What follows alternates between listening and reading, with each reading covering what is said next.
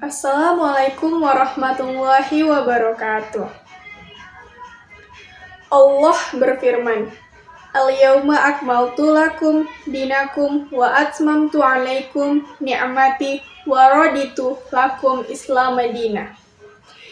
Pada hari ini telah kami sempurnakan agama kami, telah kami cukupkan bagi kalian nikmat daripada kami, dan telah kami ridhoi Islam sebagai salah satu agama buat kalian. Al-yawma akmal artinya sempurna, lengkap, selesai. Atmam menyeluruh, meluas, dan menyegala subhanahu wa ta'ala. Bagaimana pemimpinnya, itu pun sudah diturunkan oleh Allah subhanahu wa ta'ala. Ciri-ciri pemimpin yang baik, pemimpin seperti apa yang harus dipilih, pemimpin seperti apa yang harus kita angkat, kepemimpinan seperti apa yang harus dia pakai. Semua sudah dirinci oleh Allah subhanahu wa ta'ala. Sehingga bukan hanya pemimpin yang amanah yang harus diwujudkan di dalam Islam, namun juga sebuah sistem kepemimpinan yang amanah. Pemimpin yang amanah di dalam Islam, Rasulullah contohkan dengan dirinya. Rasulullah contohkan pula dengan khalifah-khalifah setelahnya, seperti Abu Bakar Asy-Syiddiq, Umar bin Khattab, Utsman bin Affan, dan Ali bin Abu Thalib. Semua sudah tercontohkan sempurna pemimpin yang amanah.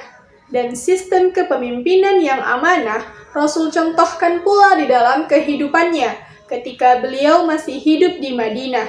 Bagaimana beliau mengatur Madinah dengan syariat Allah, syariat Islam, dan dilanjutkan dengan Khulafaur Rasyidin yang mereka mengatur Islam. Mereka mengatur umatnya dengan Islam dengan sebuah sistem yang dinamakan khilafah. Pemimpin yang amanah adalah khalifah. Sistem kepemimpinan yang amanah adalah khilafah. Dan ketika kita menuduh bahwa Islam tidak mempunyai sistem kepemimpinan yang khas, bahwa Rasul tidak menurunkan sistem kepemimpinan yang khas, sama saja kita menuduh Allah. Allah tidak menurunkan Islam yang sempurna, sama saja kita menuduh Rasulullah tidak mencontohkan yang menyeluruh dan menyempurna. Maka Islam sudah sempurna, tidak perlu tambahan, tidak perlu pengurangan, tidak perlu perubahan. Kita tidak perlu konsep dari luar, kita hanya perlu konsep dari Islam, karena inilah konsep yang sempurna, yang tidak perlu lagi penambahan, tidak perlu pengurangan, dan tidak perlu adanya perubahan. Adapun wasilahnya, adapun cara penerapannya, boleh berubah, bahkan wajib berubah menurut zaman, tapi esensi penerapan syariat Allah semua sudah sempurna. Al-yawma akmaltu lakum dinakum wa atmamtu alaikum ni'mati wa raditu lakum Islam madina. Maka banggalah kita sebagai orang Islam yang punya konsep penyempurna, termasuk dalam pemimpin dan sistem kepemimpinan, dan inilah yang tidak boleh menjadi hanya teori, tapi juga harus jadi penerapan. Adapun perkara sikap Muslim dalam memilih pemimpin ini dijelaskan Imam Al-Ghazali dalam Fadhi Al-Batiniyah. Menurutnya, setidaknya Muslim harus memilih pemimpin dengan 4 kriteria utama. 4 kriteria utama yang dimaksud adalah nazdat, atau memiliki cukup kekuatan dan berwibawa, kifayah, atau mampu menyelesaikan segala persoalan, wara', atau sikap hidupnya baik, dan yang terakhir, ilmu yang bermakna, memiliki ilmu pengetahuan. Dalam hadisnya, Rasulullah SAW juga mewanti-wanti agar Muslim tidak memilih pemimpin yang lemah, dari Abu Dzar yang mengutip sabda Rasulullah SAW. Ya Abu Dzar, innaka dha'if wa innaha amanah wa innaha yawmal qiyamah khizy wa nadamah illa man akhazaha bihaqqiha wa adda allazi alaihi fiha. Yang artinya, wahai Abu Dzar, kamu ini lemah untuk memegang jabatan, padahal jabatan merupakan amanah. Pada hari kiamat, ia adalah kehinaan dan penyesalan.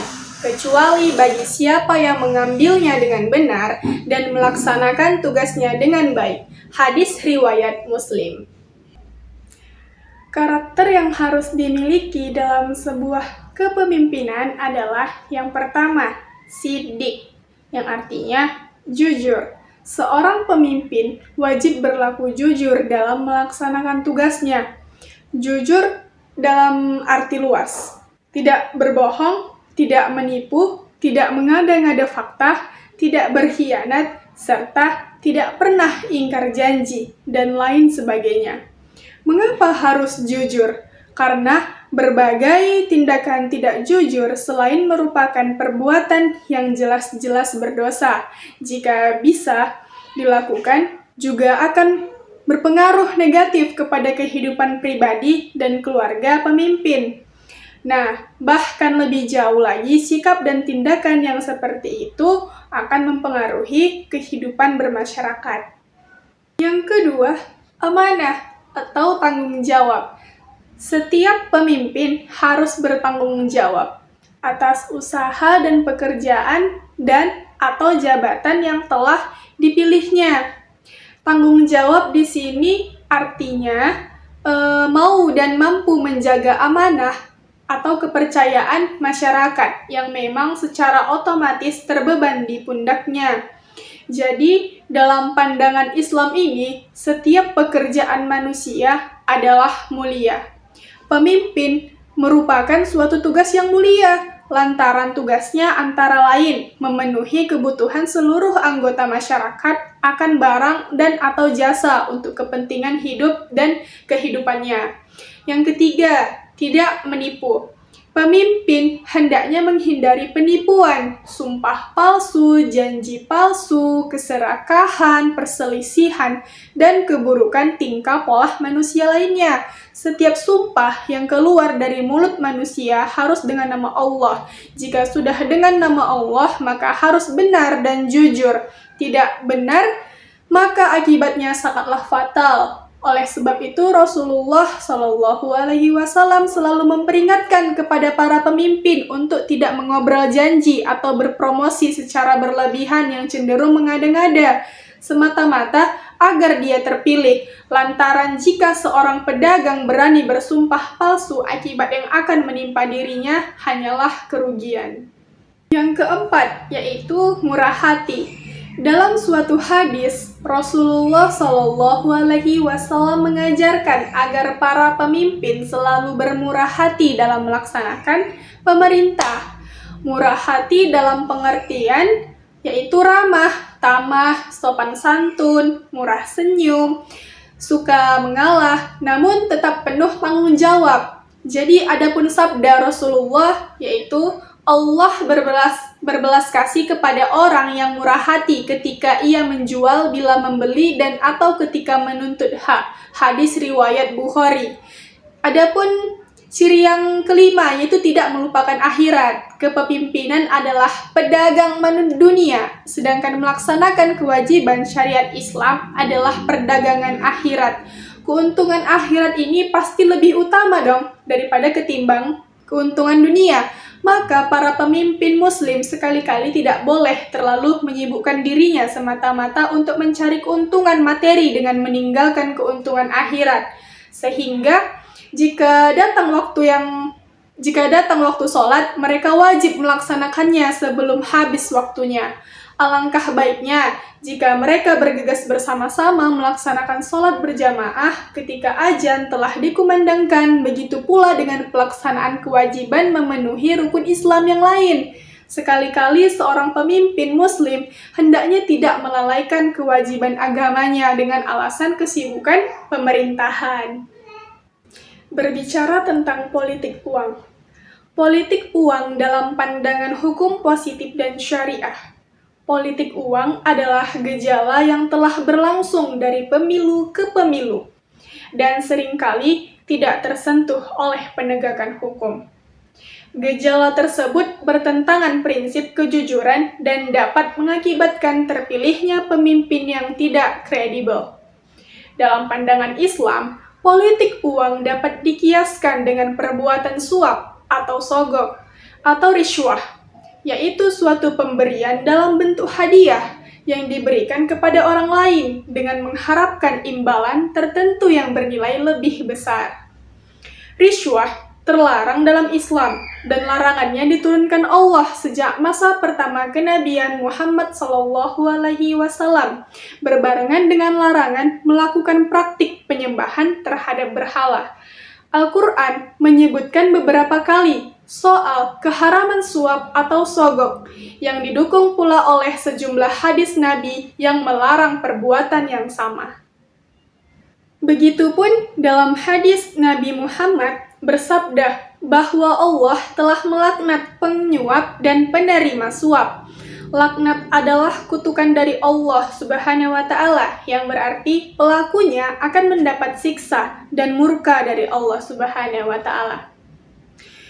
An Abdullah bin Amr qala la'ana Rasulullah sallallahu alaihi wasallam ar-rasiyah wal murtasiyah, yang artinya dari Abdullah bin Amr, ia berkata bahwa Rasulullah Shallallahu Alaihi Wasallam melaknat orang yang melakukan penyuapan dan yang menerima suap. Hadis riwayat Tirmizi dan Abu Daud.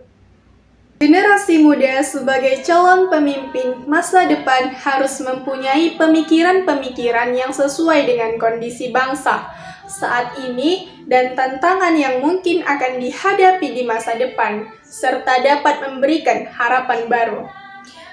Generasi muda harus mampu mempersiapkan diri menjadi calon pemimpin yang menumbuhkan patriotisme, menciptakan perubahan yang dinamis, berbudaya, prestasi, dan semangat profesionalisme, serta mampu meningkatkan partisipasi dan peran aktif pemuda sebagai kekuatan moral, kontrol sosial, dan agen perubahan, serta mampu membangun dirinya, masyarakat, bangsa, dan negara.